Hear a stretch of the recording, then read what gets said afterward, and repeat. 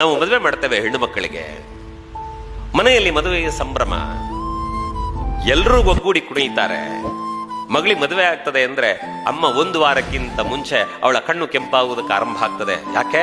ನನ್ನ ಮಗಳು ಹೊರಟು ನಿಲ್ತಾಳೆ ಅನ್ನೋ ಕಾರಣಕ್ಕೆ. ಅವಳಿಗೆ ಸುಂದರವಾದ ಭವಿಷ್ಯ ಇದೆ, ಹೌದು. ಆದರೆ ಇವತ್ತಿನವರೆಗೆ ನನ್ನ ನೆರಳಿನಂತೆ ಇದ್ದ ಮಗು ಹೊರಟು ನಿಲ್ತಾಳೆ ಅನ್ನೋ ಕಾರಣಕ್ಕೆ ಅಮ್ಮ ಅಳುವುದಕ್ಕೆ ಆರಂಭ ಮಾಡ್ತಾರೆ. ಆದರೆ ಅಪ್ಪ ಅಳ್ತಾರ ಕೇಳಿದ್ರೆ ಅಪ್ಪ ಅಳೋದಿಲ್ಲ ಅಂತ ಕಾಣಿಸ್ತದೆ.